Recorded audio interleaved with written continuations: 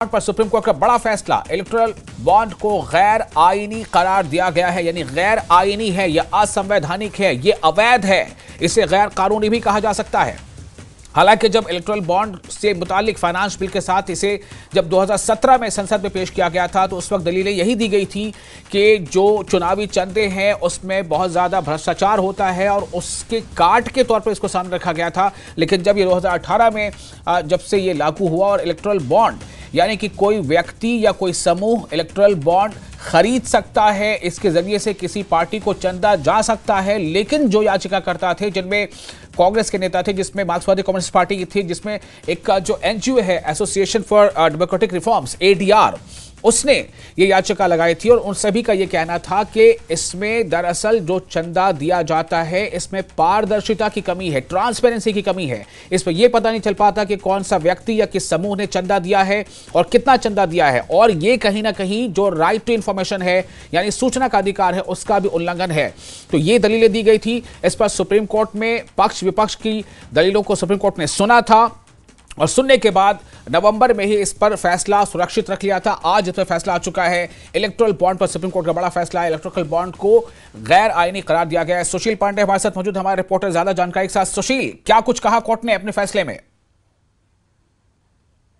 जी देखिए, सीधे तौर पर सुप्रीम कोर्ट ने कहा कि चूंकि हर व्यक्ति को यहाँ पर जो अपना मताधिकार का प्रयोग करता है उसको हर जानकारी की आवश्यकता है और जिस तरह इलेक्टोरल बॉन्ड के जरिए तमाम जो राजनीतिक पार्टियों को चंदा दिया जाता है उसकी जानकारी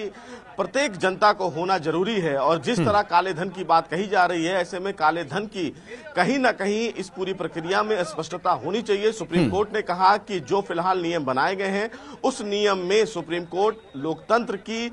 कहीं ना कहीं बचाने के लिए अपनी आंख को बंद करके नहीं बैठ सकता है। और यही आधार रहा कि सुप्रीम कोर्ट ने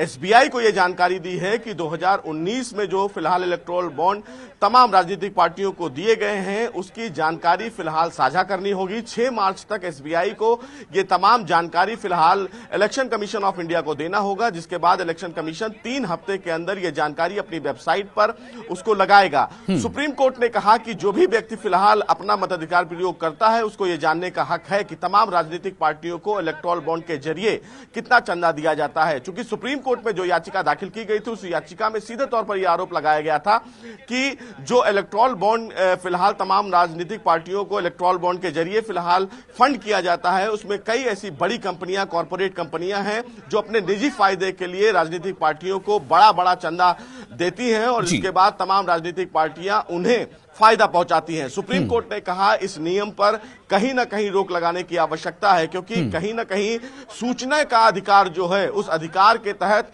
प्रत्येक नागरिक को संविधान के तहत जो अधिकार मिला है उसका प्रयोग करने का पूरा अधिकार है। और हर वोटर को यह जानकारी होनी चाहिए कि उनके इलाके की जो पार्टी है या उनके इलाके का जो नेता है उस पार्टी को कितना फंड किया जाता है या उस पार्टी के नेता पर कितने आरोप हैं, कितने केसेस हैं। तो ऐसे में इलेक्टोरल बॉन्ड जिस पर पहले से रोक लगाई गई थी कि उन्हें फिलहाल यानी कि आम जनता को सूचना के अधिकार के तहत यह जानकारी नहीं मुहैया कराई जाती थी, अब उस पर सुप्रीम कोर्ट की 5 जजों की संविधान पीठ ने लगाम लगा दिया है। और निश्चित रूप से कहीं ना कहीं लोकतंत्र का ये बहुत खूबसूरत पहलू है कि जो भी व्यक्ति वोट देता है उसको ये पूरा जानने का अधिकार है कि वो उस राजनीतिक पार्टी को जिसको वो चुन रहा है उस राजनीतिक पार्टी को कितना चंदा दिया गया या उस राजनीतिक पार्टी का जो नेता है उस पर केस कितने हैं या वो आपराधिक गतिविधियों में शामिल है, अगर शामिल है तो उन केसों की जानकारी क्या है। सुशील, मैं सिर्फ एक सवाल ये करना चाहूंगा आपसे यहाँ पे कि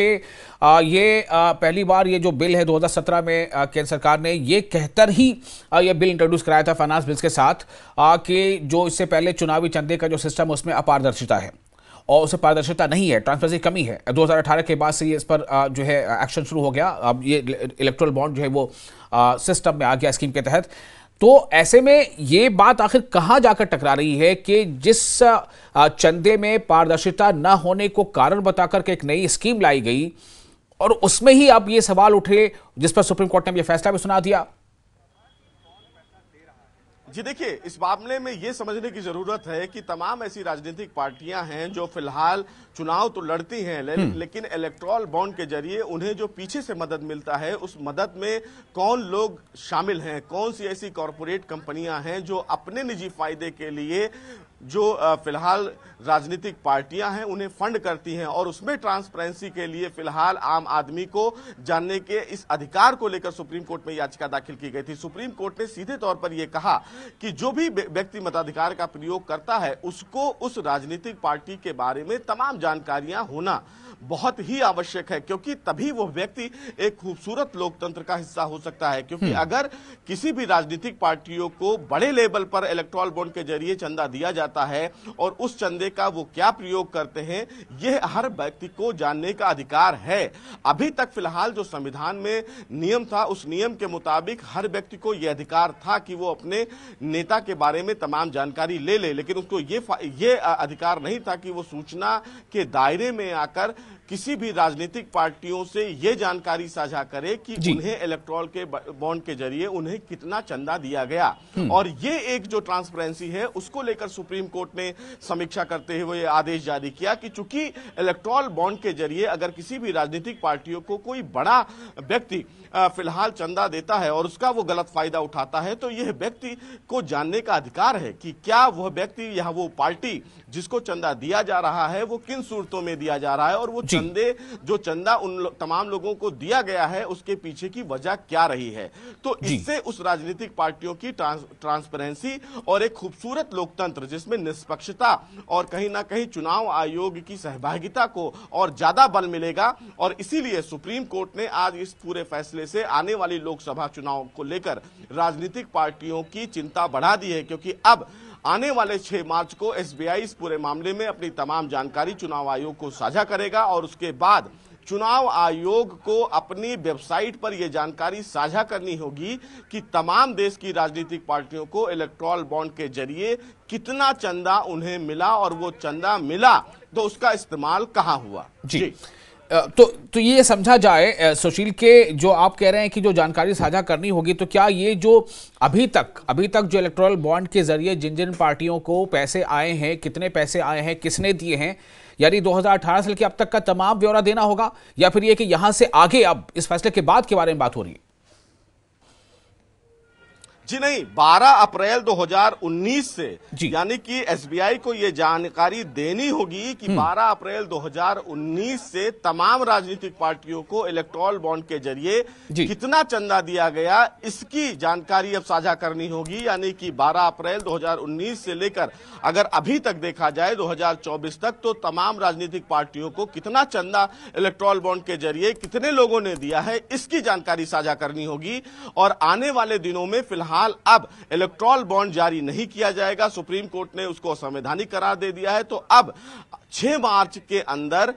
एसबीआई जो स्टेट बैंक ऑफ इंडिया है, जिसके तहत इलेक्टोरल बॉन्ड खरीदा जाता था, उसकी जानकारी चुनाव आयोग को भेजनी होगी, और चुनाव आयोग 3 हफ्ते के अंदर उस डाटा को अपने वेबसाइट पर डाउनलोड करेगा, यानी कि उस डेटा को अपने वेबसाइट पर डालेगा कि इतनी राजनीतिक पार्टियों को 12 अप्रैल 2019 से लेकर अब तक इतना चंदा दिया गया, और इस चंदे का इस्तेमाल राजनीतिक पार्टियों ने कहां किया वो आने वाले समय में उनको बताना होगा। तो ये अपने आप में जब देश में होने वाले हैं लोकसभा चुनाव और विधानसभा चुनाव, तो उसकी जानकारी अब कहीं ना कहीं साझा होगी, और इस मामले में आने वाले दिनों में राजनीतिक पार्टियों की मुसीबतें भी बढ़ सकती हैं, क्योंकि तमाम राजनीतिक पार्टियों को अब यह बताना होगा कि अगर उन्हें बड़े कॉर्पोरेट सेक्टर से भी अगर चंदा मिल रहा है तो वो चंदा किन कारणों की वजह से। चलिए, बहुत शुक्रिया आपका सुशील।